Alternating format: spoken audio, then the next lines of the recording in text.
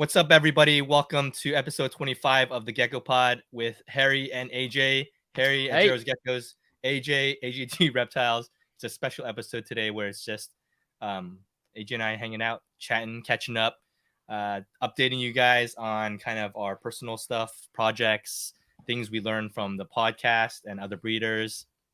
And yeah, anything else, AJ? Episode 25. Episode 25. So we're doing kind of a little bit of a reflection, walk down memory lane. You know, it's a little mini milestone. So when we hit 50 and 100, if we're still around, we'll do something. We'll do something else. We'll do something else special. Yeah.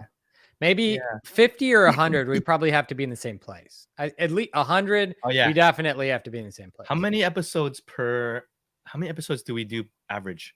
So if we do like 2 or 3 a month, so 30 a month. 30. We're gonna have to be in person at 50. We can't wait till 100. That's like a year from now.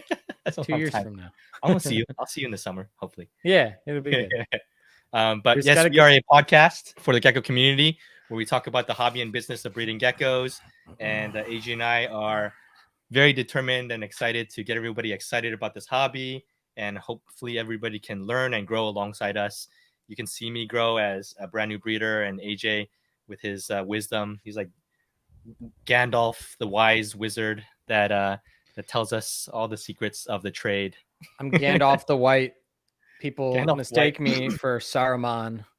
Yeah, I can be Frodo because I'm tiny and I don't know what's going on. Always scared. What's going on? You're just always complaining all the time about how hungry you are. Yeah. I'm giving up. Everyone hates me. Everyone's against me. Emo Frodo. Yeah. Oh man. But yeah, we're excited to be doing this podcast. Any remarks, AJ, on our special 25th? No, I mean, I think I know that we'll touch on this later, but I think it's just been really cool to see how things have grown, and just like being at Tinley and being able to meet some of our listeners and watchers and stuff was really cool for me. I know that maybe you went to a couple shows recently and were able to meet some people too. So that was something for me that was like, okay, this is really cool. And it's cool to see the growth of just the listenership and getting to hear some stories of ways that the podcast has positively impacted people's collections or their care, how they take care of their animals. That stuff has been like a real highlight for me. So I think this episode will be cool because we can kind of go through maybe some of our favorite moments of the first few episodes, and maybe reflections on what we've already done and kind of maybe cast a little bit of vision for the future. Yeah, so that sounds good. Yeah, I do think that for the crested community, it's more prominent over where you are at, out over on that side. On the West Coast, there's a handful of good breeders out here, but in general, it's not as it's not as robust. I mean, there's a lot. East Coast is like and East Coast is heavy, but Midwest is super heavy. Yes, yeah. I feel like Midwest is like, the motherland of gecko breeding, because it's so cold. Everybody has to have inside hobbies. Yeah, that's funny. Yeah, over on the West Coast, I think I can count on my hands how many crested breeders that I know. Which is so crazy, because how many people live in California? Like 30, 40 million people or something? There's so many people. It's a lot. It's a lot of people. And the fact that you guys only have, 10 breeders that are like bigger, it's crazy. I mean, at any given show, there's no more than 4. From my experience, there's maybe there's no more than 6 to 8 breeders that have cresteds. It's crazy. It's always pretty dry out here. Like if you came out here and went to the Raleigh show, there'd be like it's all crested. 25 or 30 just at Raleigh. Yeah, and then which is a Tinley, local show. Tinley, seeing you guys out at Tinley over in October, that was really cool to see. You guys some really nice stuff out there. Yeah. Well, we need to get people excited out in the West. Yeah, West Coast people, all the people on the West Coast. You've got a lot of opportunity, so take advantage of it. For sure. for sure. Yeah, DM me if you're on the west side and you're if you haven't already and you're a crested person. We're gonna gather some coalition and I don't know, do something. You guys are gonna have a barbecue and you're gonna talk about geckos. We'll have a barbecue. We'll just hang out. That'll be good. Cool, man. So what's going on with you, Harry? Give me a little update on like what's going on with the business and where you're at. I know you've gone from, when we started this podcast, how many geckos did you have? Like 10? Yeah, maybe under 20, probably. Okay. Yeah. So how many geckos do you have now? Now I have over 80.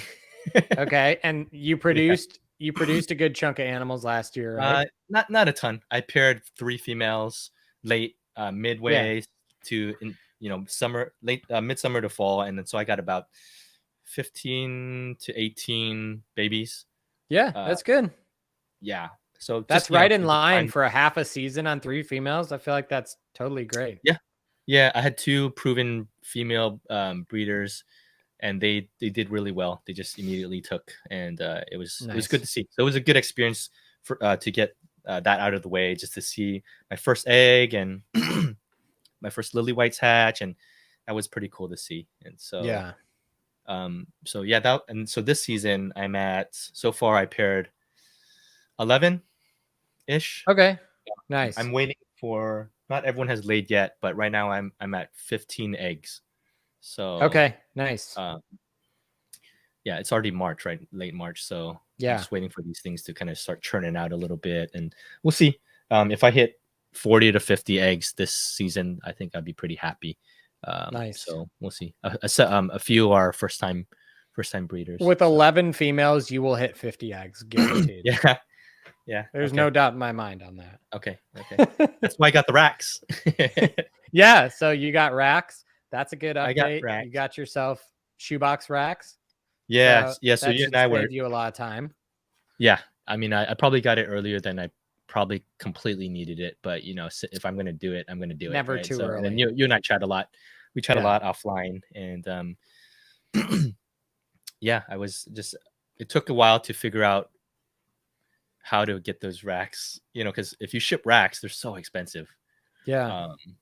And California, racks, without a lot of gecko breeders, there's probably not a lot of rack builders either. Yeah, man. I couldn't find any. There's something in SoCal, but they didn't customize. The person I got it from was in Vegas, so I drove down 9 hours to pick up these racks. I got 4 racks, 3 by 16 up, so that's 48 each. And so that'll hold me off for, I feel like, quite a while, maybe like 2 years or so. Yeah, that'll be good. And I feel like that what some people don't talk about is like, you don't always have to account for a full season of offspring in your hatchling racks, because you're not every animal are you going to keep for a year, right? Exactly. So there's going to be some animals that you get to 3 months old and sell, and others that you want to hold on a little longer. So you're probably good for a while. Yeah.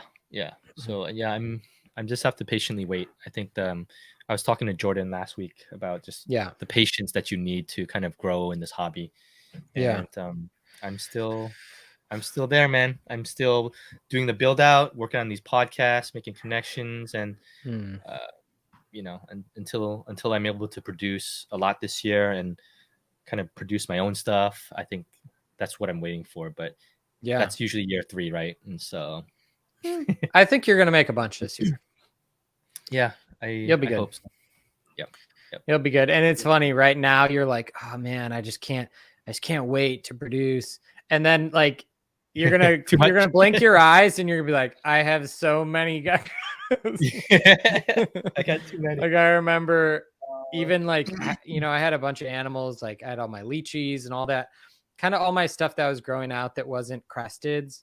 And when that all kind of hit at once, I was like, oh my gosh, I'm like, this is going crazy. Like I don't know. Sometimes you're like, you're so like looking forward, like, oh, how many, I have all these animals I'm going to breed. And then it's like the eggs start flowing. You're like, oh my gosh. Too much.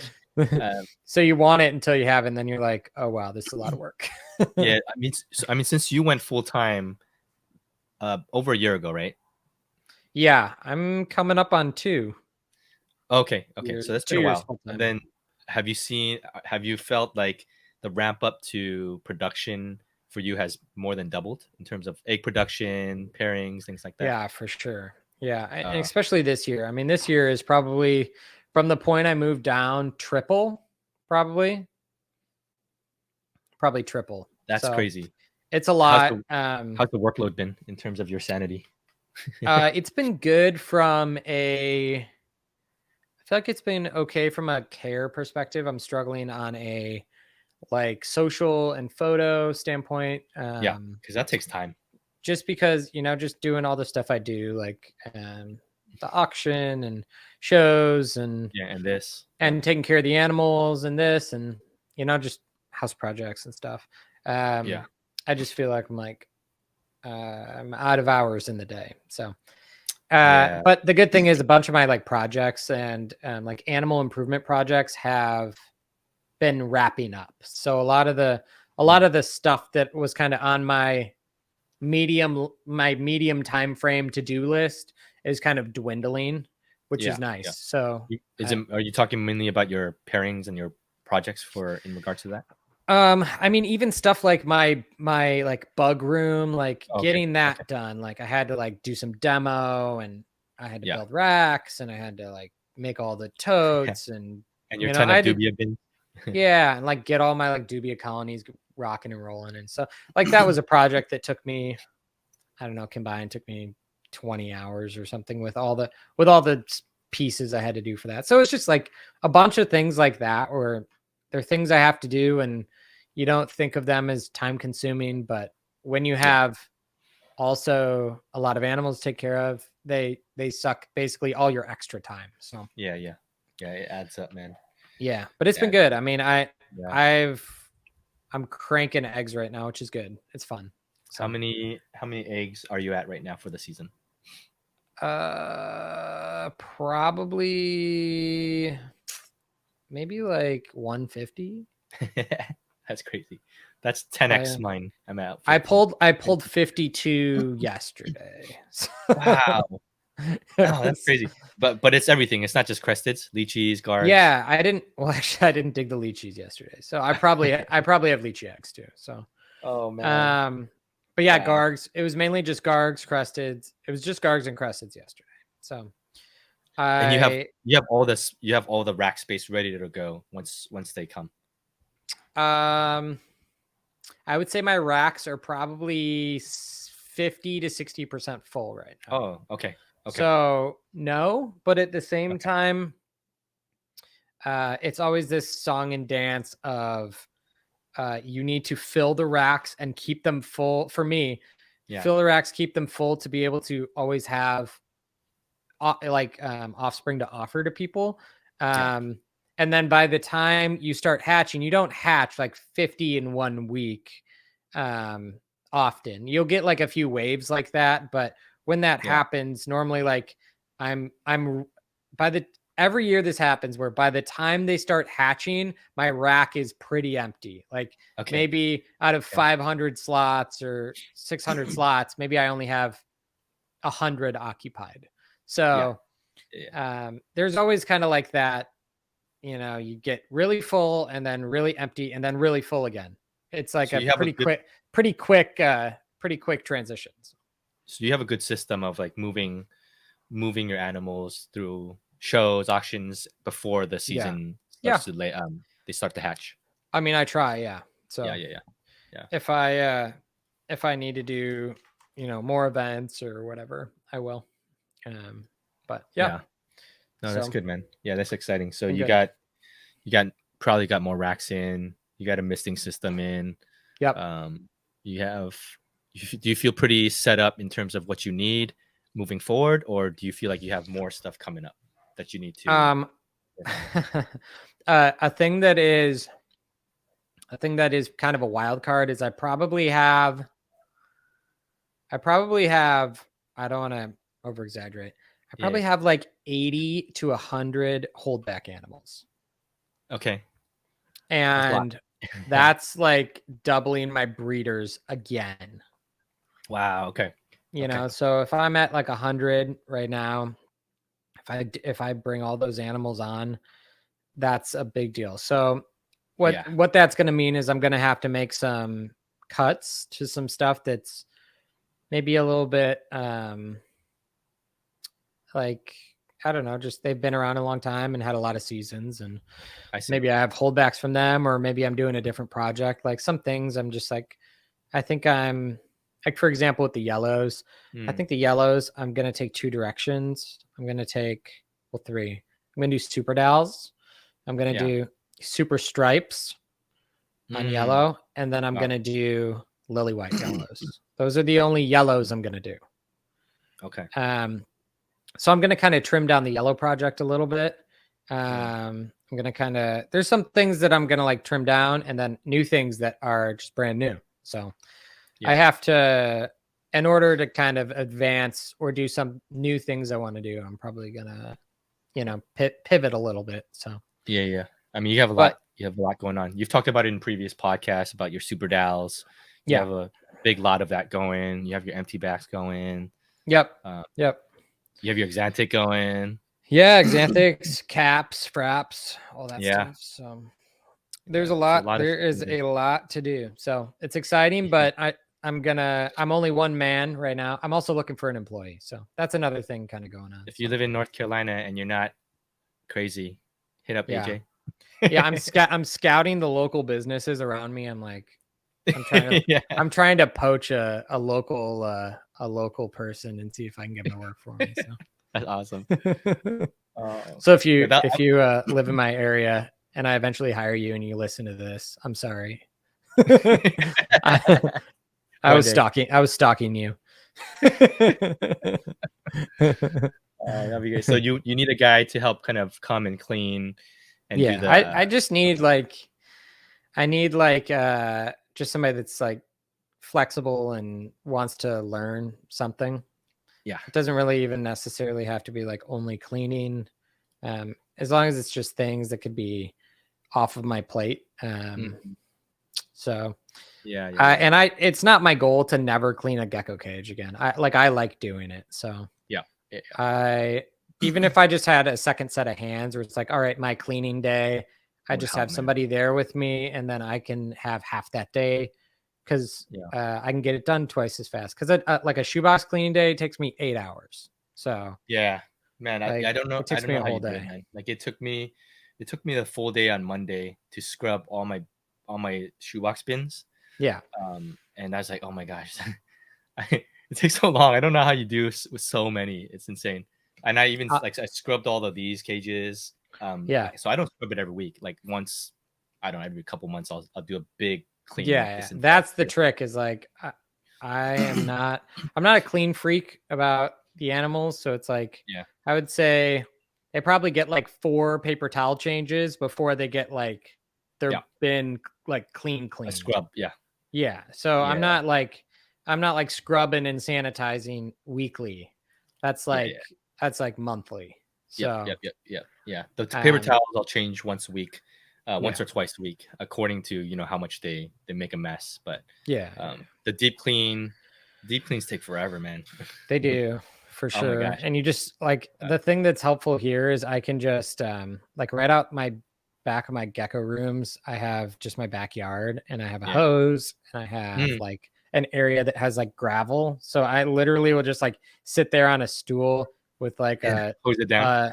With a sponge and soap and stuff, and I'll just bring stacks of bins and I'll clean them all. And so now my goal is I'm close to this, but I want to just have doubles of all of my shoe boxes. So so that I have like, that's just a lot, like to store like another 500 shoe boxes. Yeah, and each one is like $5. If you buy the container store, it's like $250 plus the round vents is $250, $240. It's expensive. I'd be spending like it's pricey. I'd be spending like I don't know if I'd be $2,500 in bonus bins. Man, that'd be tough. But it would be convenient to like clean and rinse and then just keep swap really easy. And then you just have a day where all you do is scrub bins. You don't day you just scrub bins, but you don't swap any. So yeah, so if you're a smaller breeder and you haven't gotten your bins yet, I think that's like might be a good way to do it.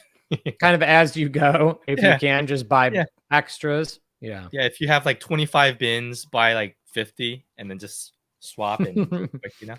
I think it'd be And worth then it. it won't hurt as bad as when you have to buy 500 at once. Yeah. Yeah. I probably have like 300 extra or 200 Okay. 200. So Okay. I have some, you know, I've got a good chunk. Yeah. Yeah. But yeah, Still- so moral of the story, I've got a lot of animals that I'm gonna have to make decisions on whether I build a project around them, whether they don't fit. Yeah. And I'd say I'm always like in my holdback racks weekly. I'm like, you know, an auction comes around or whatever. I'm like, I don't know what I think about this animal. Maybe it needs to find a new home, and because I can't keep it all. But I'm a hoarder, so you know, you keep stuff until you're like, I guess I'll let it go. So. I need to come over and see your magical stuff that no one sees. You know? Yeah, feel free. This summer, right? We'll do it this summer. This summer we'll make it happen. Yeah.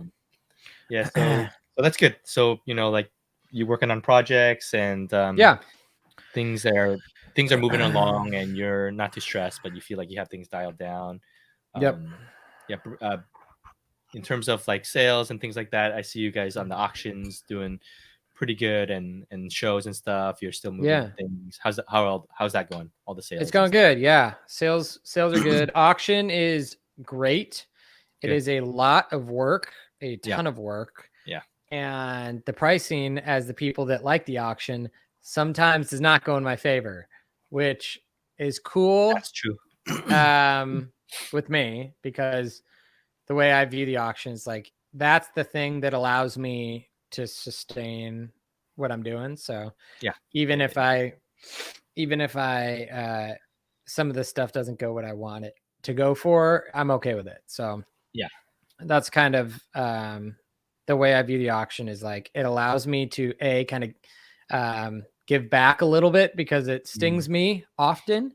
But also it allows me to kind of keep the ball moving, keep the ball rolling, and allows me to breed pairs that are a little bit maybe unconventional if I'm trying to accomplish a goal, because some of those animals, the people in the auction like the weird stuffs. It's like, oh, here's like a random animal that is got a bunch of crazy combos of things going on in it. Like, I mean, it might not be everyone's cup of tea, but somebody will really like it. So but you guys actually have a good amount of nice stuff that you guys put out. Sometimes it's nicer than others, but you know, I've told people that have messaged me about you know, auctions or whatever, then I'm like, I mean, if I were to start over and I would be more wiser with my budget, I would build a lot of my stuff off of those auctions, you know. Just you have a lot of good stuff on there. And for sure. I would say like when we've tried to do like ultra high end, like if you try to do like $1,000 plus animals, it's normally very quiet. I've seen it. But I think in that like more beginner animal to like lower high end, it's a great place to get deals for sure. So yep.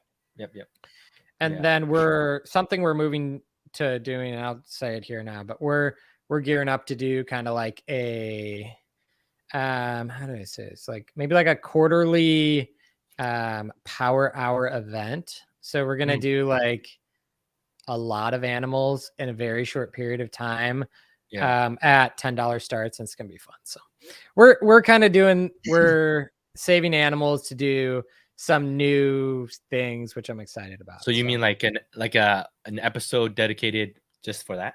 Yeah. Like an auction? Oh, nice. Yeah. This power hour, the whole thing? Yeah. So it'll be short. It'll probably be like 2 hours or something, but. Oh, okay. I thought it was like the power 4 hour. No, like if we power 4 hour to be like 1,000 animals.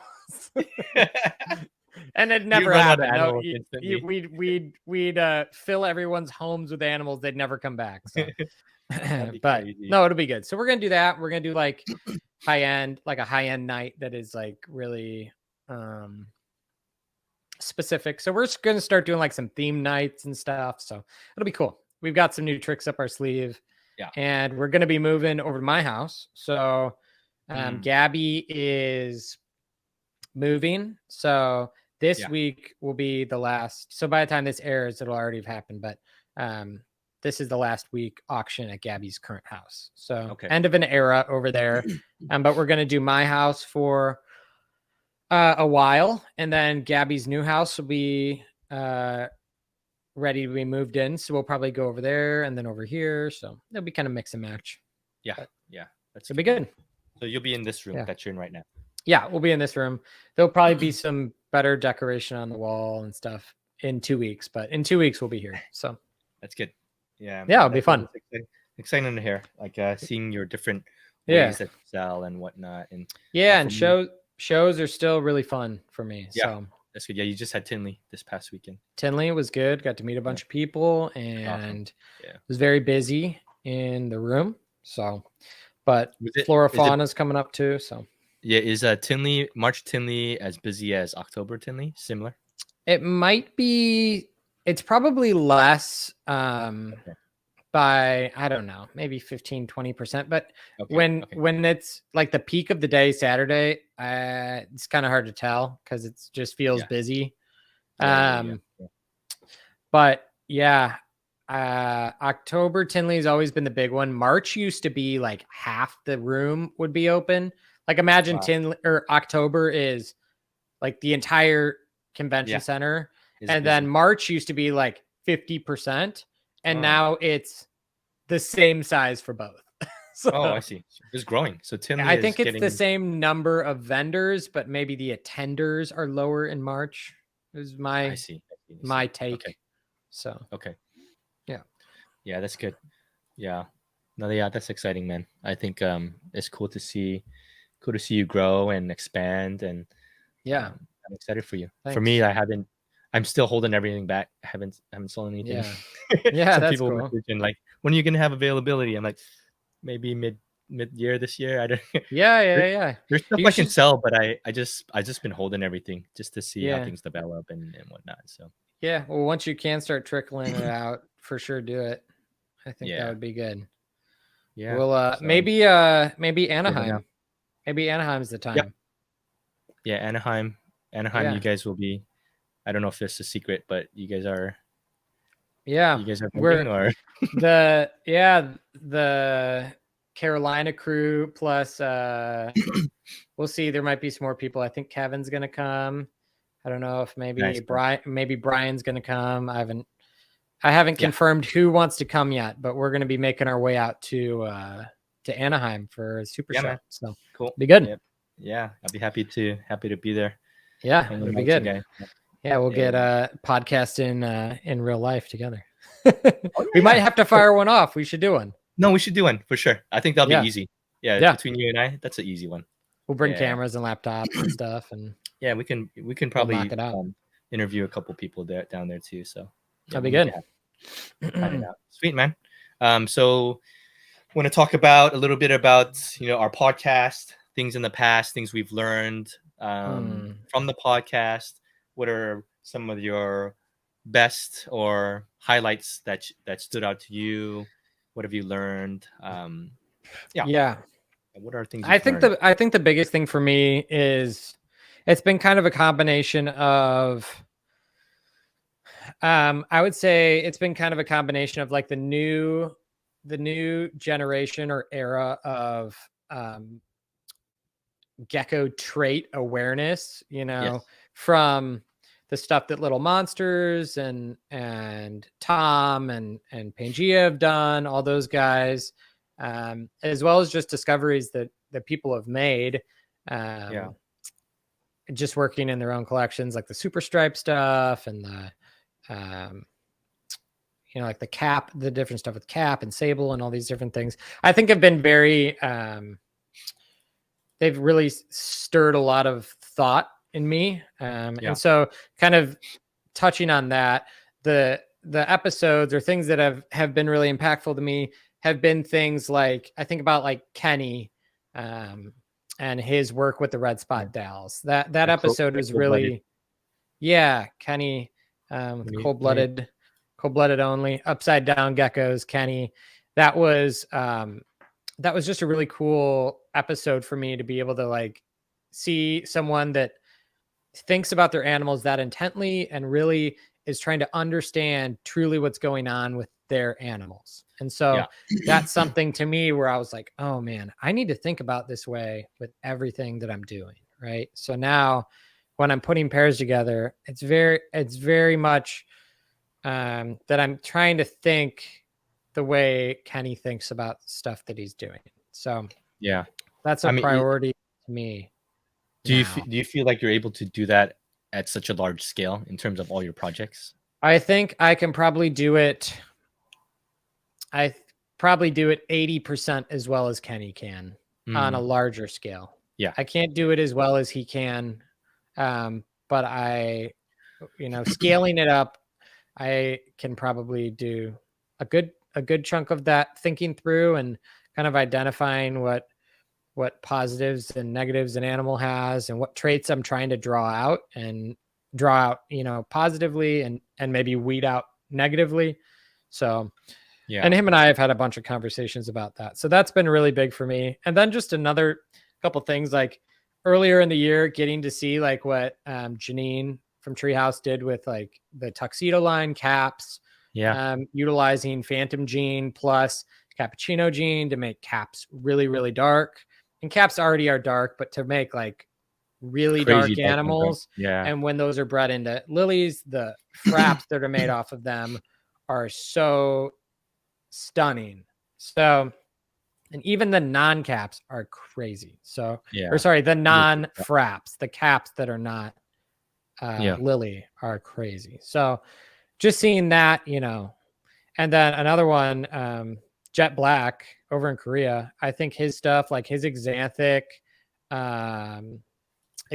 empty back or Xanthic like super stripe stuff, that stuff's crazy to me. So like this one we saw today. The super sable, that's incredible. But just seeing these people that are, in my opinion, like kind of pushing the limits on, you'll see some of like the empty back Xanthic stuff. But this one? those are empty backs, but they're not Xanthic ones. But just to see people that are pushing the limits has been really inspiring and has been kind of like a learning time. So before before last year, they didn't, what caps weren't as big and fraps, so we didn't see any of this stuff before last year. No. Okay. I think we had probably seen at this point.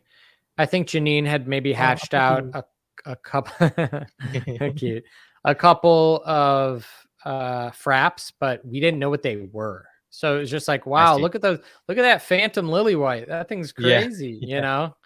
Yeah. And then the RCK, I think the RCK stuff was already out and that they had made a super, but people didn't think Janine was making fraps maybe right off the bat because the animals that she was breeding were dark phantom caps, and those animals didn't have the white Y at the base of the tail, and they didn't have some of the characteristics that like the RCK animals had. So I think that hers kind of flew under the radar for a few months before it really kind of was like, all right, she might have caps. So she had something. She kind of flew under the radar for a couple months while RCK was kind of up front.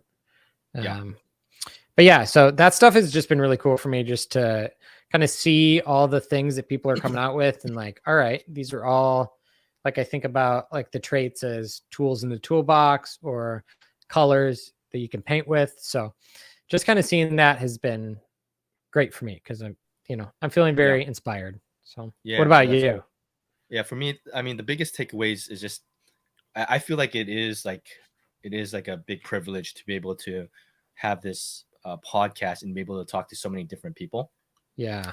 Everyone has a different personality, different ways of doing things.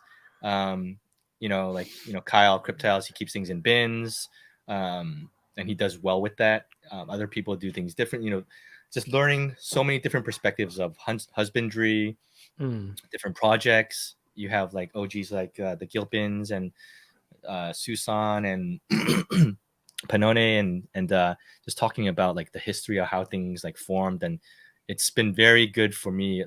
You and I were chatting about how we're just like sponges. Like even though you're an OG, we're able just to learn so much from other people, chatting with people, and I love think, that. yeah, I'm all about that.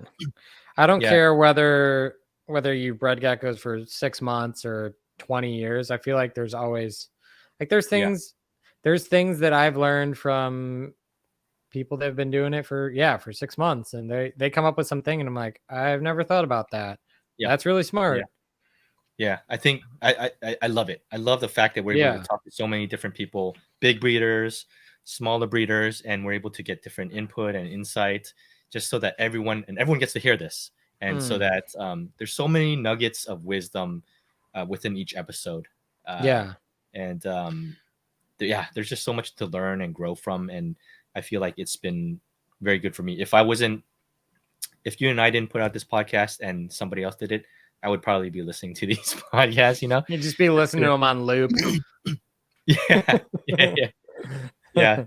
If somebody Yeah, would me too. Me too. somebody would create the gecko, I don't know what gecko pood, I don't know podcast, some alternate version of this podcast. The alternate universe of Gecko Yeah. Pod. And so no, that excites me, and I think it's very Yeah. exciting that so many people are willing to come and join us to chat, and people Yeah. asking to join and whatnot, and Mm-hmm. exciting. I think there's so much to look forward to moving forward, and just growing together. And I don't know, Yeah. that excites me a lot. I'm excited about also future things we're going to do, as far as I know we've talked about it, but you guys had done one, but kind of like having an episode with guests on like new breeder guests. Yeah, like new breeders, or maybe even not even like we could do a new breeders one, or we could do like, I know we've talked about doing like like an experience people roundtable. Like, okay, Yes. we're gonna do an episode all about this topic. Yeah. And it's gonna be different perspectives. Like we'll get somebody that does like Kahua, and then somebody that does cresteds, and like we'll get like Doug Cooley on, and we'll get and we'll all talk about like subject. We'll whatever it is. So I think there's so much cool stuff, and really my priority, and I think yours as well. I don't want to speak for you, but I'm pretty confident that our priority is to be a help to the community. So yes, absolutely. To make content and to make something that is bettering care for animals, bettering businesses for people that this is either their part-time kind of thing, their side hustle, their full-time thing. Any way we can help, I think that's kind of our MO on everything we're doing. Agreed. So yeah, absolutely agreed. Yeah, I know not everyone is able to, new breeder they're not able to grow at such a quick pace, because it does require a certain amount of, basically, we've said this in past episodes, AJ, time or resource. Yeah, what you're paying for is essentially, when you buy expensive things, then you're paying down the time that you're able to produce things, able to get to a higher level of like high-end stuff, and not everyone can do that, and I totally get it. And so it'd be good to I didn't do that when I started. Right. Yeah. You had like, I don't know if are pretty low quality animals, or all my first animals were like $75. Yeah. And granted, the most expensive gecko back then was $200, but yours was fairly high end. No, the cheap ones were 75 and the expensive ones were 200. It was a very, very short difference in them. That's crazy. Now it's like Petco's $70, and then you can buy and go 40 crazy. grand. 40 grand Exantic Lily White that sold at October Tinley. It's crazy. Yeah. But I don't know. I feel like if I was gonna do it again, I'd probably still do like a relatively affordable way. I know. So something that this is a tangent, but something that Andrew Gilpin and I talked about before, and he had mentioned to me, is like the smartest way. And even like we were talking to Derek Dunlop and some of the OG people one time we were all talking. It's like, if you're going to do it now, like say, like, think about like the animals a pair produces. There's like the top animal is going to demand, say, like the top price. Yes. And then like the next animal down is going to be like half the price, but 90% is nice. If I was building a collection, I'd buy that animal. I wouldn't buy the tippy top. I'd buy one down because it still has, most likely, you know, you're looking for it to have all those traits. And then if you pair it right, it's not even going to matter. So I think where you can, it makes sense to like buy the high end if you can, but if it seems like totally unreachable, not to be afraid of that, like step down animal. As long as it has the right traits, you know. Yeah, for sure. I think so. I think people shouldn't be ashamed of buying lower tiered animals. I buy them all the time. Yeah. I like, I don't know if they fit the right purpose. I'm not afraid of them at all. Yeah. I think the entry level for people, I think it can be intimidating if you're looking at animals that are like $1,000, right? That's like $1,000 for an animal is insane if you think about it. Yeah. So when I bought my first crested gecko, it was $180, and I was like, wow, this is so expensive. and then, little did you know. Little did I know. I'm like, I'm deep in. So so I've been in that range of lower tier to high tier, and I think I can say that it's totally fine to pick up some mid-tier stuff and build off of that, and totally okay. Yeah, totally. So what else is kind of like, would you say have been kind of takeaways from you? I know that we've talked about like collabing and like relationships have been a big thing, right? So like you and I have a highlight for us has been like being able to collaborate together, both on like the podcast and just to be able to work together on you know, just giving each other, taking and giving advice on pairings and different things, and even like talking to you about rack systems.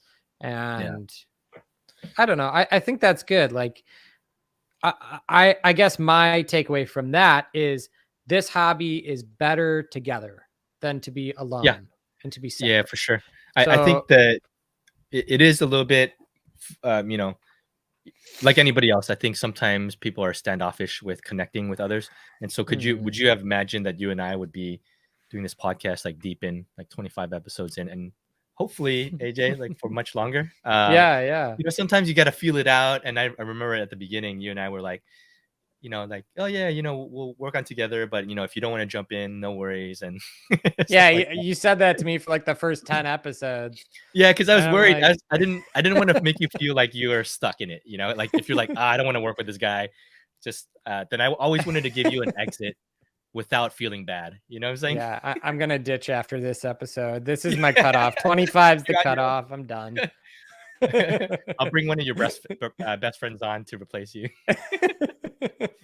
That's funny. No, but it's been really good.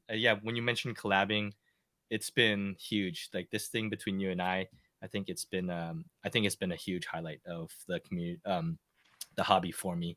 I look forward to these episodes. You know, I don't dread them at all because you know I get to hang out with you. We get to chit chat, and it's get to talk to cool people. Yeah.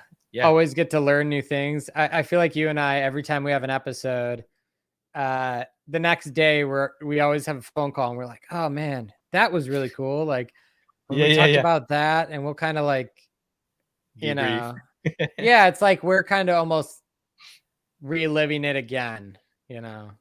I don't always go back and listen to every one. Because I feel like I have a pretty good memory, so I'm like sometimes I can replay most of it in my head. But but that's been a huge thing that I've realized is just like collaboration and working together. And like that's why I love, even when we did those little like when we did the one where we had little monsters on and like Brett and Gabby on, different stuff, where it was just like, man, it just kind of feels like a family, right? And I like that. Like I think this community we have so much in common. Like, how many people, if you walk down the street and ask them, do you love crested geckos? How many people are going to say yes? Like, no one. But the fact that we all have this thing in common, you know, geckos, crested geckos, it's just really special that we're able to have that connection and share that similarity with one another. So I think just like leaning into that and seeing how we can work together and build cool things and work with cool animals and make cool animals that maybe we couldn't make alone. So yeah. So encouraging collaborations if possible. Not just loans and whatnot, but even just friendships and bonds, and being able to find your group of people that you can go to every day, you know, if you need to. I think, you know, I was thinking about new breeders coming in. What do new breeders need? They need community, they need information, knowledge, encouragement. Encouragement, and they need to find ways to work through their projects, whether it's, you know, buying sounding board, people to communicate with. And and then so sometimes like people, you or whomever else will be like, oh, check out this animal, I know you've been looking at this animal, and here's what I found, and, you know, helping each other out, pointing to resources and different animals to pick up. And so I feel like if you have that community, I think it's pretty important. And finding that group is crucial. For sure. You're not going to get along with everybody. I think to longevity, right? Correct. That's a big deal. You know, and it's okay if you don't get along with everybody, but find people that you connect with and stick with it, right? So man. So no, it's been good. The podcast, takeaway from the podcast is just those connections, that community building. You know, you tell me, AJ, that people at the shows always like comments about how they watch the episodes and things like that, and that's so encouraging. I think that's really cool. You know, it's really special because I know it might sound like a little thing. I get like, you know, when we make the podcast, we see some comments and stuff, but it's kind of just like you make the thing and you publish it, and then it's just kind of like it's out there, right? But like when you go to events, like you go to a show or whatever, even at Tinley, you know, I had multiple people talk to me, and it was really cool to just hear like the positive impact it's made on either their care of their animals or encouraging them that like, if this is something they'd like to do, that you can do it. And there's plenty of resources out there, and we hope to make more resources for people to make their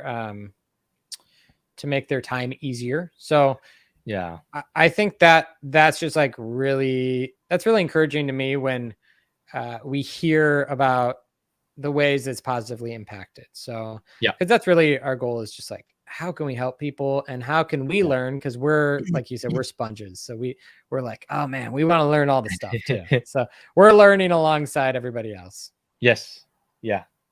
Hopefully we can continue to find different ways to kind of grow and learn together and just make things exciting. And so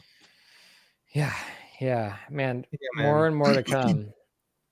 Well, I wanted to, one of the things I wanted to do is I wanted to just do some like highlight moments. So like things that I thought were maybe encouraging to me, or things that were, I guess I would say like highlights that I think back on, or things maybe that I've heard a lot of feedback on. So I'll just say, so first thing, Robbie's episode, I'll bring this one up. I think that episode, looking back, is a wealth of knowledge on the art of photography, of lighting, of camera gear, and of white balance, and I know color grading and that stuff that it's Robbie's gift, right? That's his day job. That's what he's good at. So I think that was kind of like a highlight, and we got a lot of feedback like, oh, that was really helpful. You know, that was really cool, and that was helpful. And I think photography is such a massive part of this business, and I don't claim to be like amazing at it. But I thought that episode was really helpful. So that was like a highlight for me, was that one. And then I would say the episode with June from Oint Reptile was huge for me, because after that episode, I have to say I was fired up for like a month afterward. I'm like, June loves animals so much. He's so into it. And that was just like contagious for me. And obviously I love animals, but like to hear his story about even his name, right? Of how he came up with his name. Of basically like he was going through like a tough time in his life during COVID and all of these different things. And like that animal was therapy for him, right? Ointment. And yeah, that ointment for him, that was like that stuck in my brain where, and to hear him talk about the animals, it's like he truly, like as cheesy as it is, like he loves them. Like it's special to him. And I never want to lose that. Yeah. That's never something where I never want to lose that, you know, because that's kind of the joy. Like I think back to the first crested geckos I had and like how I would just look at them and be like, oh my gosh, look at these things. They're amazing, you know? And sometimes now it's easy to be like, oh, well, this super empty back has a Dalmatian spot, so I'm probably going to sell it. And it's like, no, quit being, you know, it's easy to get kind of like stuck up on stuff. But yeah. I just was really like, for like weeks, I think both of us, I mean, when we were talking about it, we're like, man, it is just so special how much June cares for his animals and the hobby in Korea, and kind of being that bridge between our two cultures and our two communities. Yeah. I think that was really cool for me. That was kind of like a big highlight for me for those episodes. Yeah. And countless other things, but those were kind of the first two that kind of stuck out to me. Yeah. Yeah. For me, I enjoyed, I think I enjoyed all the episodes. Yeah. So, I mean, there's no, like when we were talking about playing this episode, we were like, all right, do we want to do what our favorite episodes were? And it's like, we can't even pick a favorite. Like I know it sounds like the politician's answer, but it's like, yeah, they're all good. They're all my favorite. I guess one thing I would highlight is in terms of how we were able to chat with kind of the OGs. We had the Butler, Brian Butler, Altitude Exotics, Gilpin's, LAC Herbs, Susan, Panone, Chihuahua Chamber, and it's very cool to see how they developed throughout the years, and seeing their excitement and their passion for the animals still, you know, because in I don't know if for us younger generation, I'm a little bit older, but I'm still a millennial, and you know, we kind of churn through jobs like nothing, you know, because people like flame out and they get bored and then they move on to something else. But for me, I'm cautious when I jump into hobbies because I'm like, am I going to be bored with this in 3 years, you know? And so to see you, AJ, and to see all these other people still talking about these projects they're working on and they're excited about, and seeing their 20 years later.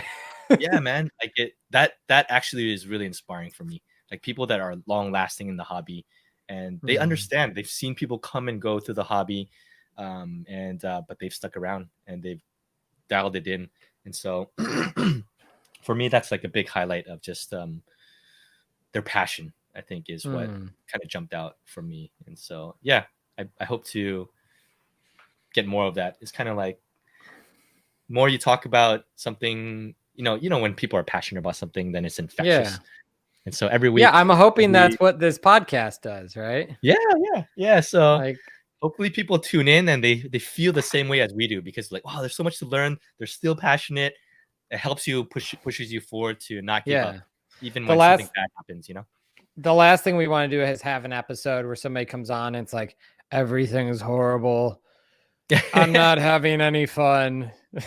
Oh man, yeah, that'd be tough. I think that'd be like, all right, I think we're gonna not post this one. And I'm by nature kind of cynical and a Debbie Downer, but the geckos and just the passion from the people that we get to talk to, and it's been very good. Yeah. So awesome. That was kind of my highlight. So speaking of, we talked about ups and downs, right? There, you know, we like the up, we don't like the down. But what would you say, you know, we always kind of talk about like the market a little bit. We'll touch on it a little bit, but thinking about like when we started this podcast, what month was that? Do you remember? So that was 9 months ago. What month is that? 9 months ago? June, May, June, something like that. I don't know. I don't remember. March. I just know that my brain YouTube doesn't channel, work. Yeah. our YouTube channel says 9 months ago was our first episode. You and I. Okay. So if we think about 9 months ago, Yeah. I feel like pricing of animals was like top of the top, right? It was stuff was really expensive. I think just because we were still kind of coming off of like the COVID, just kind of like hype and everything was really, really hot. Yep. And so we were coming off of that, and now it's like, all right, we've kind of settled into a certain spot, which I would say is normal or on the low end of normal. Yeah. I think that, you know, there's so many people that have come into the hobby, and including you and others that came in at the peak and at the time where like somebody posted availability and all of it sold, in like 10 minutes. I can tell you from doing this for almost 20 years, that was very abnormal. That didn't happen before. So I think coming back to like reality a little bit is maybe, I think in the long run, it'll be a good thing. I think right now people are feeling a little scared because they used to be able to just sell all their animals to Korea or sell all their animals the moment they hit morph market. But now it's probably going to encourage people to be a little bit more intentional with their breedings. Maybe not have massive collections, and just be a little bit more strategic with what they're doing. But I think that we're just getting back to kind of normal. So I feel good about it. And the thing that I'm excited about is that I think pricing is going to be more accessible for more people. Right. Yeah, I agree. When I came in, I think it was January. It was winter last year. It was December. Yeah, something like that. It was crazy. It was literally the peak. It was like I bought some crappy animals for really expensive, you know? Yeah. And, I didn't know, you know, when you're new, you see the price tag, you're like, oh, if I buy something more expensive, then it's nicer. And that wasn't necessarily the case, at least for certain of my animals. It was interesting, you know, now that we're kind of in this market, you know, summer came, Butler sold like $1 zillion worth of Exantic lily whites.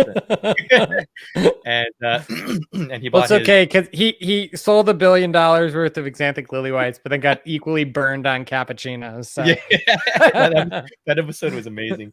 But Butler, you know, and then he bought his Shelby after that. He was pulling the U-Haul trailer with the Shelby. Yeah, it was actually very cool to see the peak and to see things go crazy and then kind of, I won't say crash, but dropped significantly, right? Yeah. And those things, that's like any market. Crash back to a baseline.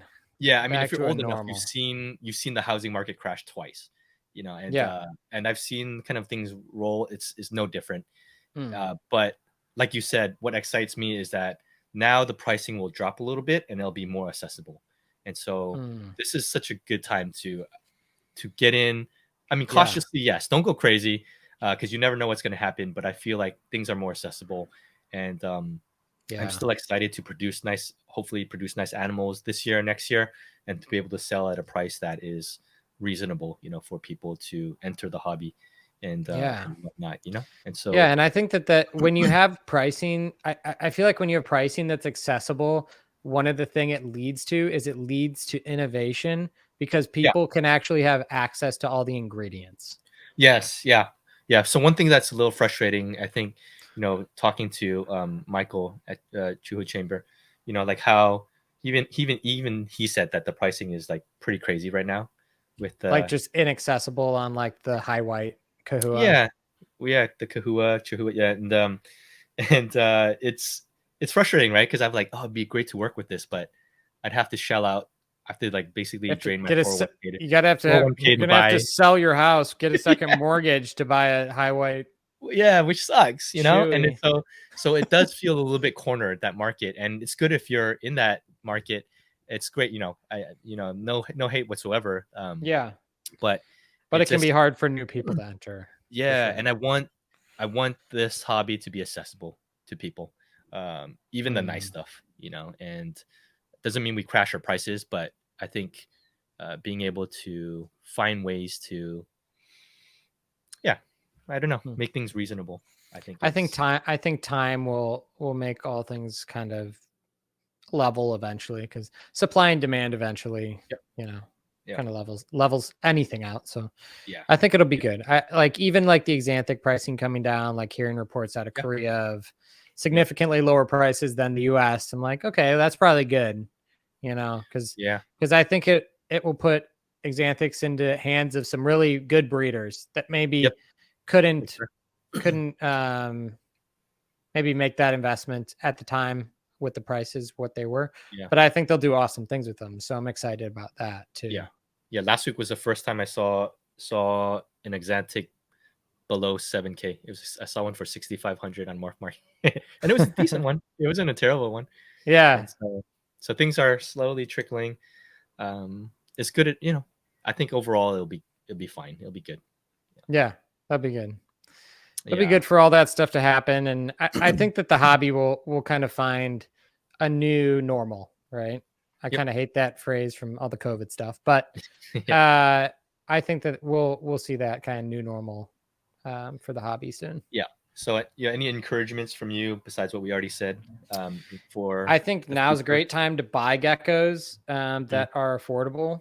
And I think it's a really good time to be strategic about like figuring out what you want to work with, and then kind of figuring out who has those animals, and start talking to breeders and figuring out, all right, you know, do you have eggs cooking from that? And start those conversations now, because I feel like this is going to be a really good buying year.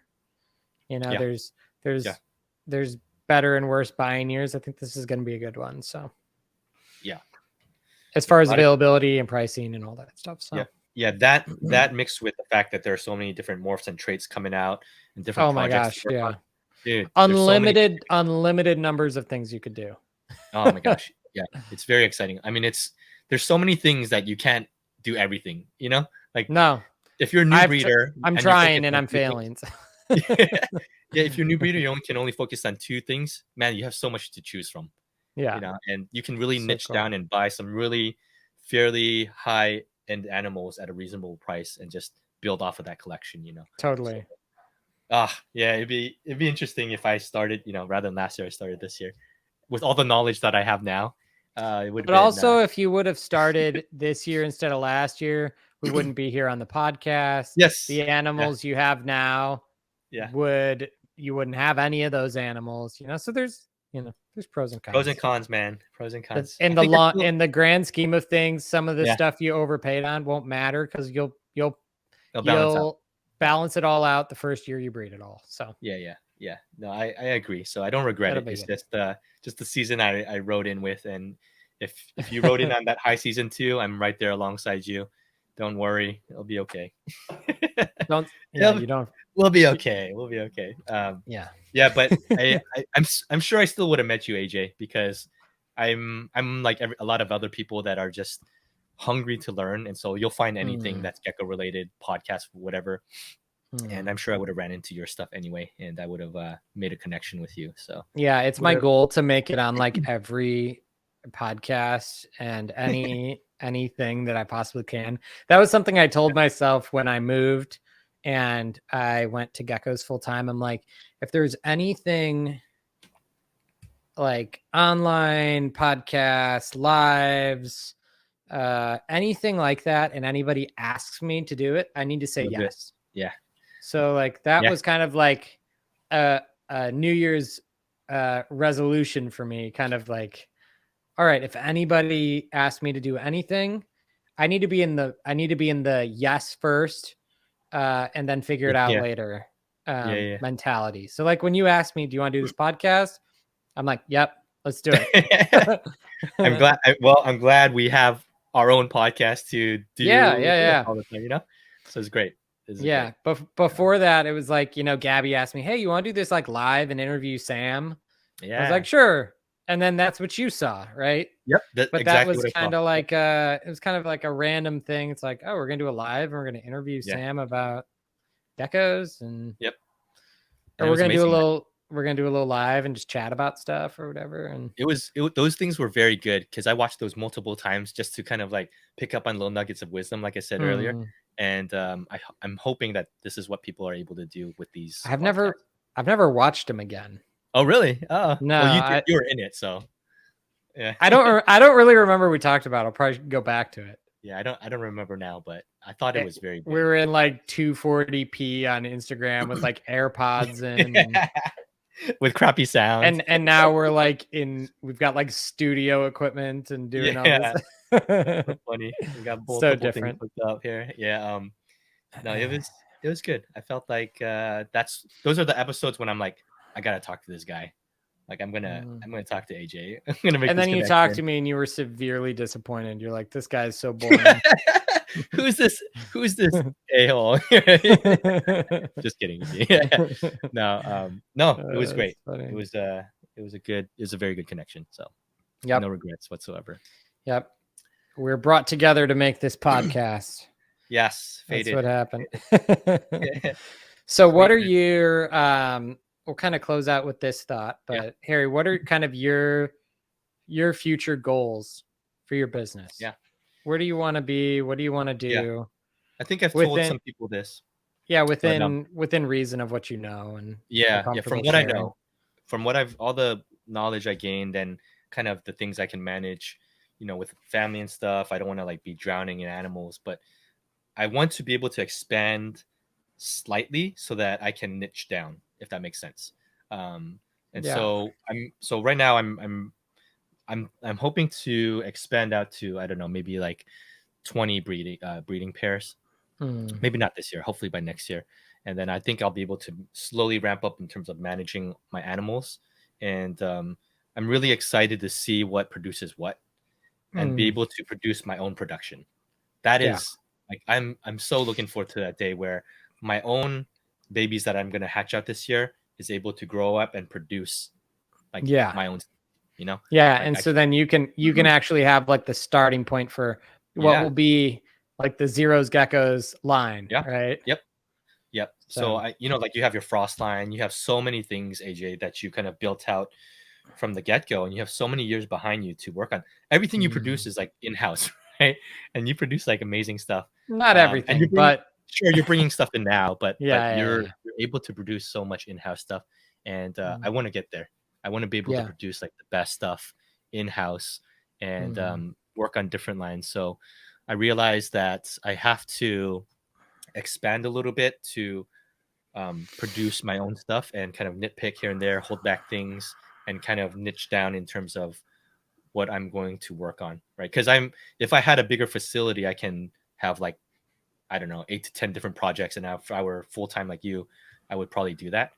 But I don't know my capacity yet. Yeah. Right?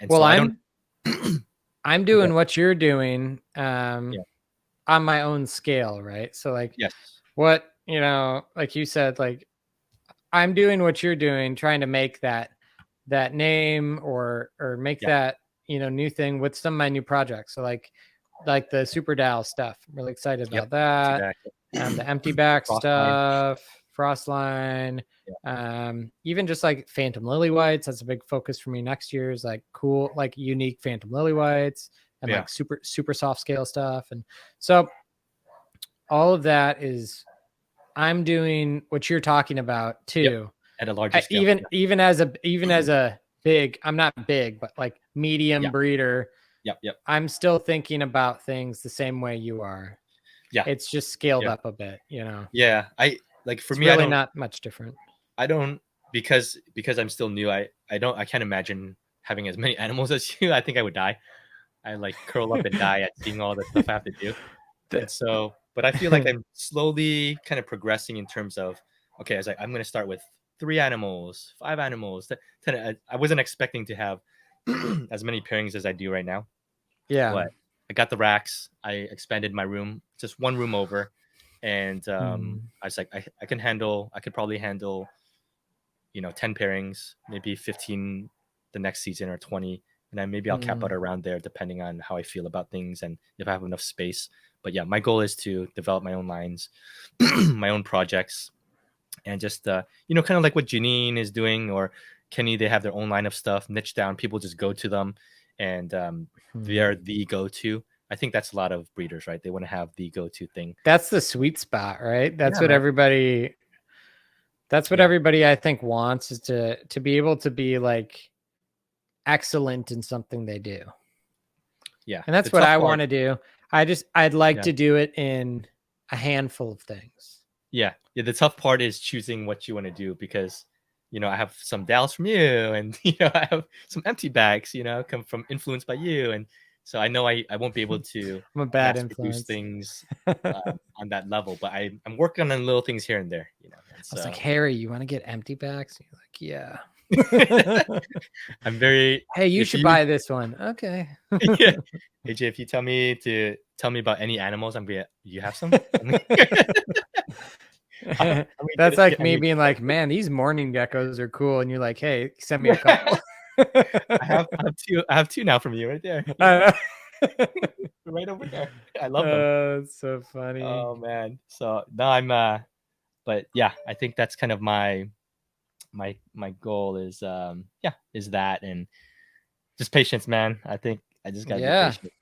Yeah. Every day. I mean, I know I text you and I'm like, I'm texting you pictures of animals on the scale where I'm like, it's close. The cap is close. That cap is close, and I don't know. It's so funny that you said that mentality of like, you need to swell to shrink, like you have to kind of grow to shrink.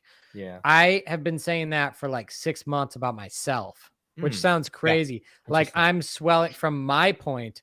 I'm swelling 2x what I'm doing now.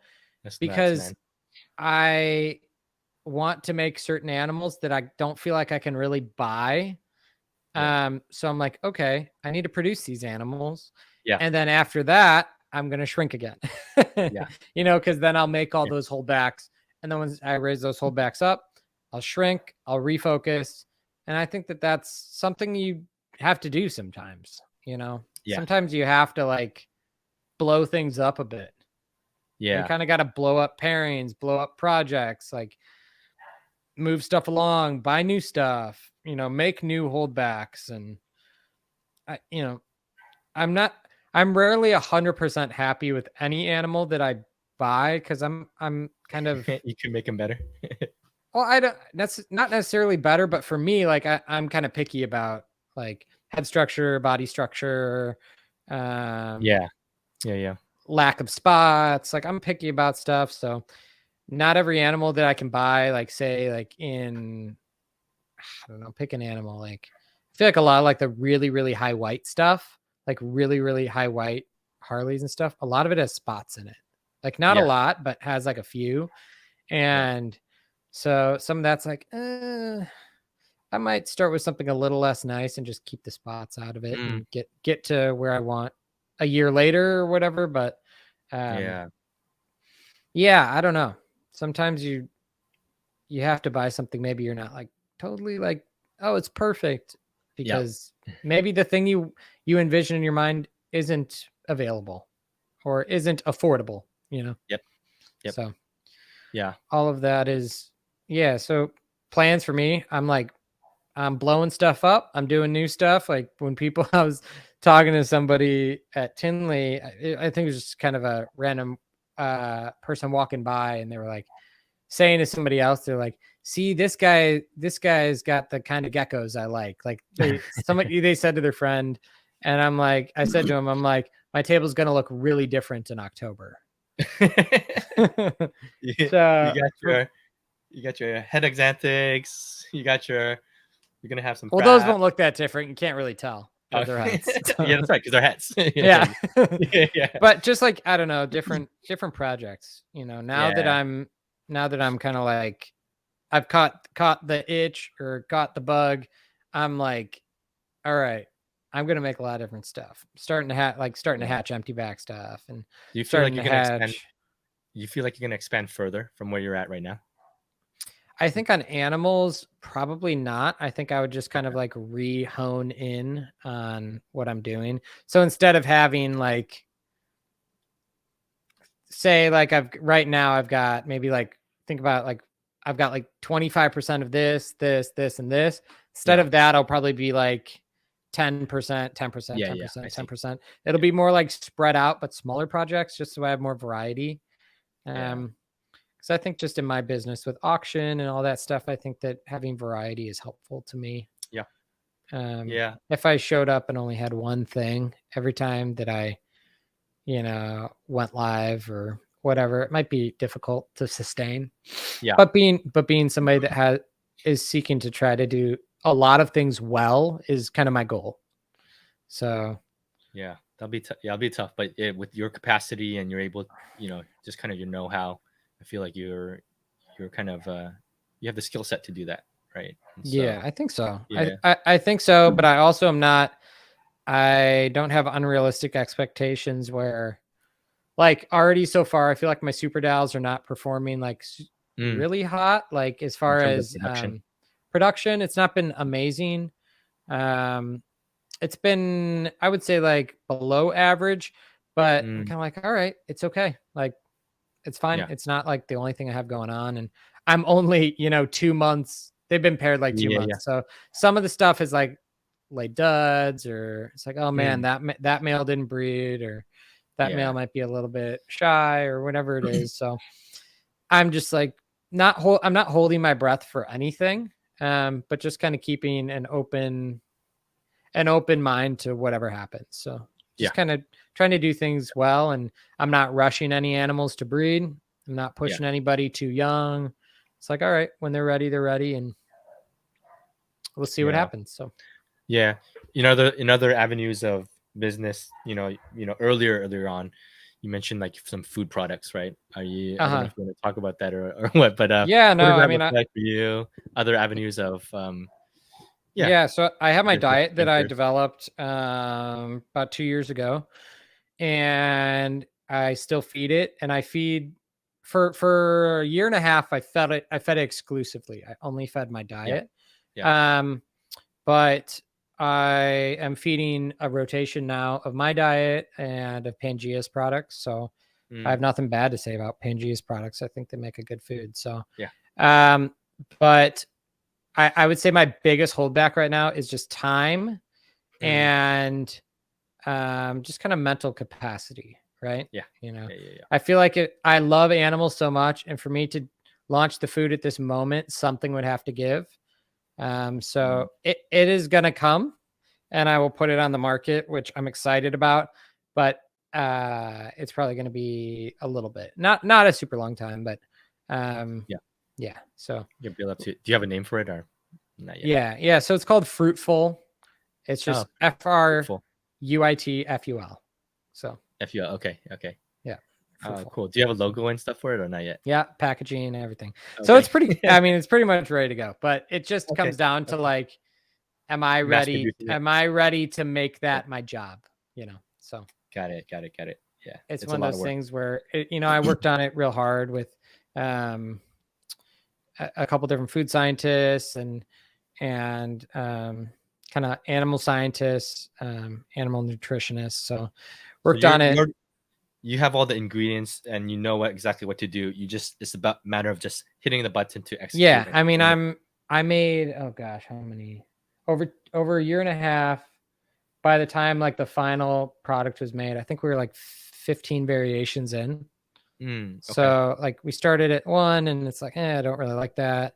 So we went through like 1 to 5 in like a month. So it was like, I don't like that. I don't like that, And then we got to we hit like 7, and I think variation, like version 7 was like, okay, this is pretty good. I like this. And then it was minor tweaks from there, very minor, where it was like throughout, because then I had time. So it's like, I'm looking at egg production. I'm looking at calcification of eggs. I'm looking at animals, I don't want animals getting obese eating it, all these different things. So it's like, it was minor tweaks here and there. So that's like, one of those tweaks would be version 9, and then another little tweak is like 10. And so now we're at like 15, and it hasn't changed in 6 months. So okay. It and it, pretty happy with it. I would say it is 99% the same as version 7. It's just had minor tweaks. So yeah, so it's good. I'm excited about it. I love the products that are currently on the market. My thought was just, I like to have options, and I like to make, I like to know what goes into my animals' food. So that was a big part of it for me. Was during COVID when, I was kind of trapped in the house, and there was some, like, I remember Pangea had some disturbances on product, and I'm like, man, I'd like to know how to make this so that at least, I can care for my own animals. And if anything goes wrong, like, I just want to make sure that I'm not, having to go buy baby food and, scrounge. So that was kind of the start of it. And then I just like kind of grew a passion for it. I really liked the process. So yeah, it was really cool to me. And then, I dumped a bunch of money into making sure that I wasn't just, playing chef in the kitchen. I want to make sure that I was giving good nutrients to my animals. And that was really early on. I mean, I was probably like screwing around for maybe like a month, and then it was like, okay, I need to take it serious. Take it seriously, just from like, if I'm gonna actually feed this to my animals like full time, it's got to be it's got to be like very checked out. So yeah. So I think that'll happen. It's a stupid question. Just make a smoothie, like a normal, just fruit smoothie. Throw some protein in there. I mean, it's not far off. I mean, one of the versions, I know I talked with a couple people at Tinley about this. One of the versions that I made for a long time had no actual dried fruit in it. I was doing all fresh fruit. Oh wow. So and I don't know. This is a whole nother thing for another time. Yeah. In my opinion, this is just a small nugget. I think dried fruit is the weakest part of commercial diets. I'll just say that. Does it lose its nutritional value? Is that why? Scent. I see. A decent amount of nutritional value. I see. And flavor. It kind of like the process of either freeze drying fruit or spray drying fruit is very it kind of like strips any like actual fruit like nature out of it. So. Yeah, I mean, even if you freeze dry or even like dry your own apples or whatever, it doesn't taste the same. And so like at Costco, you buy these like dried mangoes, but it's covered in like extra sugar and like syrupy. That's why it's so so sticky. Yeah, and it's one of those things where it's like the process to think about, like if you took a blueberry and you blended it and then you dried it out, it would not turn into a powder. I see. Like there's almost no substance, or like if you blend it up like pineapple, it wouldn't actually turn into a powder. So they have to use a lot of like encapsulating agents and like anti-caking agents and all these things to basically take a liquid and turn it into a solid. And those things are not, in my opinion, clearly not beneficial for animals. Yeah. They're arguably worse for your animal than if they weren't there. So that's kind of one of my pet peeves where I kind of held me back from launching the diet, was I'm like, I don't like this dried fruit. But at the same time, I think that how many, for 20 years we've been feeding animals this diet and they've done okay on it. So yeah.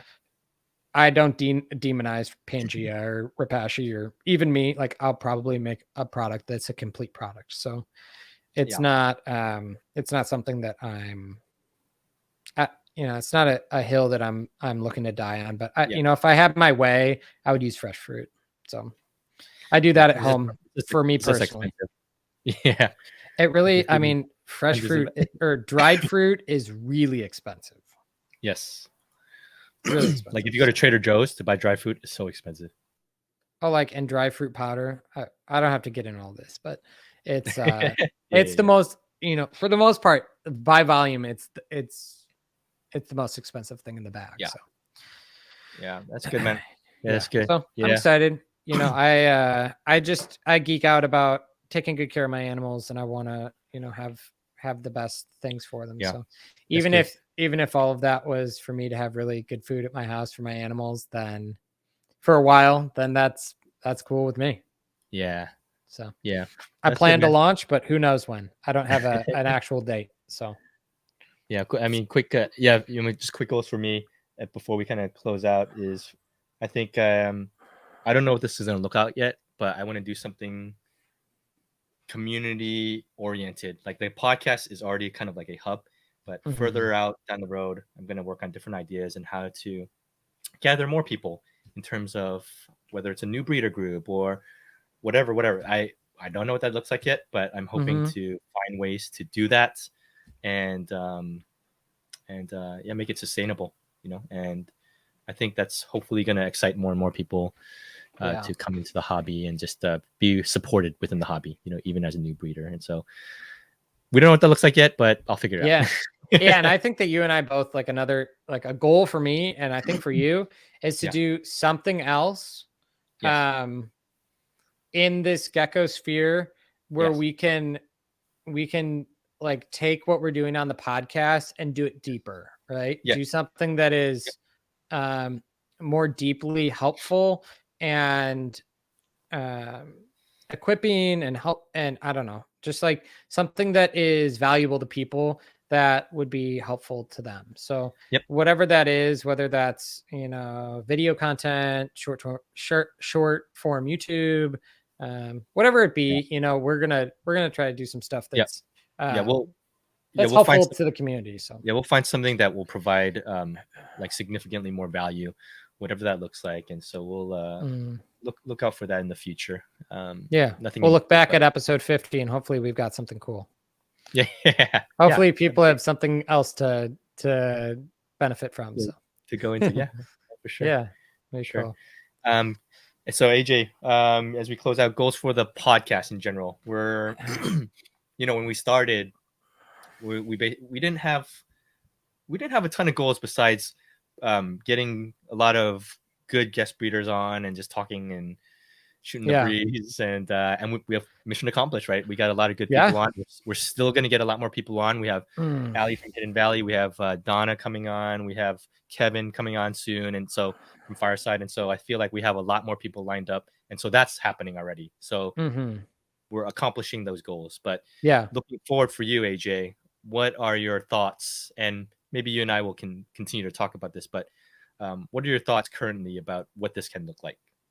I think that the thing that I want to do is I want to make more like niche content through the podcast for topical stuff. And I want to make more things where we involve the community in the podcast. So that's going to be a big thing for me. Like I want to do lives where we bring in new breeders. I want to do, like, even if it's like short little, like, all right, we're going to fire off like one a week. We're going to take a bunch of questions and we're going to maybe answer like video questions live, or maybe take call-ins or whatever. Like we'll do something that's different, you know? So I want to do that kind of stuff. And I also want to do like we talked about earlier, have established breeders on and talk about a topic. So maybe it'd be like, we're going to have 5 people on and we're going to talk about best shipping practices, or we're going to talk about, you know, do's and don'ts of like managing a large collection, or cleaning practices, or whatever, all these different things. Like we could have like a round table where we touch on 3 subjects, you know, but we have 5 different people on there that all have different, maybe they're from different areas of the country, different species they breed that are similar. I think all that would be so cool. And those are the things I'm excited about, is like maybe just kind of like breaking outside the box. Like we've done, and I love the interview format, but we've done like so far a similar format. And I like to, I think it's gonna be cool to like mix it up and do some more, you know, kind of unique content sprinkled through. So no, I absolutely agree with that. I think the aspect of being creative with what we can do with the podcast is very exciting for me, and I know for you as well. You know? And so there's a lot we can do, a lot we can mix up, I think once we sit down and hash things out, we can continue to make this a good a even better podcast, right? Yeah. Super low budget. There's no intro music. Hey, maybe that's a goal. Maybe our goal is we get an intro and we still don't have any sponsors. And no sponsors. We sponsor our own show. We pay out of pocket. This is sponsored by Zero's Geckos and AJD Reptiles. So you guys can join our $500 a month Patreon. It's what we need to keep this thing running. If so you want to buy some shirts, I got some shirts right here. So. It's all black. Harry just picked up a blank shirt. A black shirt. Yeah, here we go. There's our sponsor right there. Yeah, there's our sponsor. We'll do giveaways. It's one of those things where we're the worst business people ever. You and I we're not like looking to monetize the podcast or whatever. If it happens, it happens. But like we just want to help people and provide content, and we'll do more giveaways, and things like that. And so I think I think we'll just continue to make more stuff, and if ever there's a time where we have to like do something wild, like big expense, we'll cross that bridge when we come to it. But I'll probably just pay for it, or I don't know. I don't like sponsorships. So same. I like the like I hate when you listen to a podcast and there's a sponsor. I'm just like skip. Oh yeah, 100%. Unless it's that's right. It's basically a commercial, right? It's like I'm like this. I don't like commercials. We got to just start, like in Wayne's World when they like do like the fake sellout and they're like drinking Pepsi. And like we're just gonna have some like product placement all the time. That'd be funny. That'd be so funny. Sponsored by Round Bends. Where we're like, man, that podcast is really cool. What did you say there again?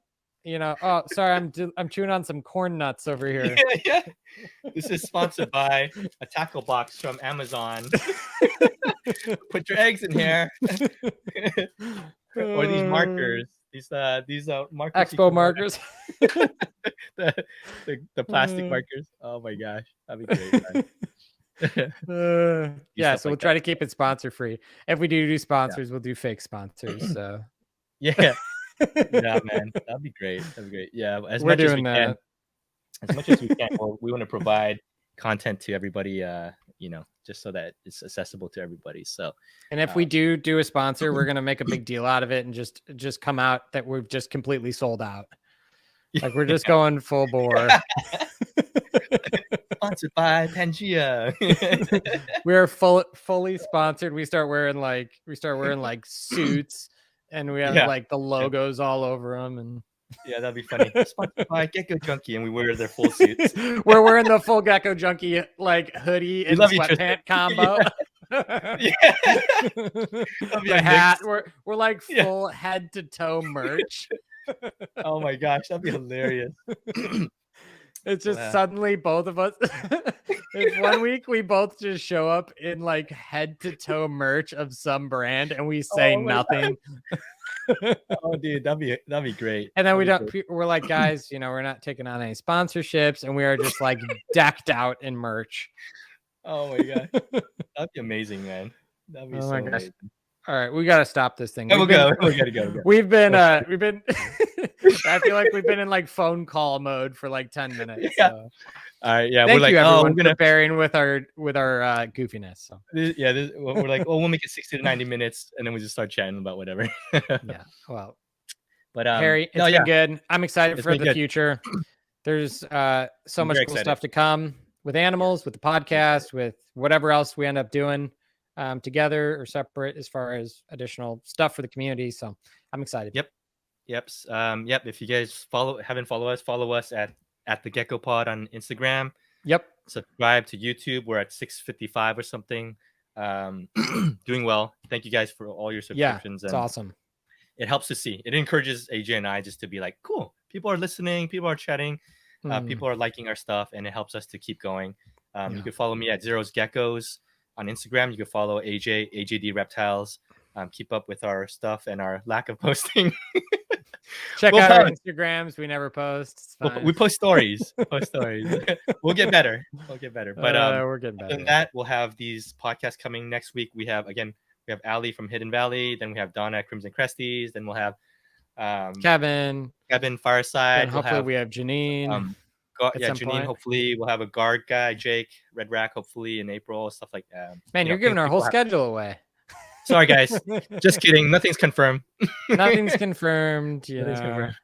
Who knows? We might have Jeff Corwin on or something. I don't know. Yeah. Oh my gosh. But no, I'm excited for the future. Hope you guys are as well. So thank you guys. AJ, any final words before we sign out? Nope. Thank you, everybody. And we'll see you on the next one. Yep. Message us. We'll see you guys soon. Take care. All right. See you guys. Bye. Bye.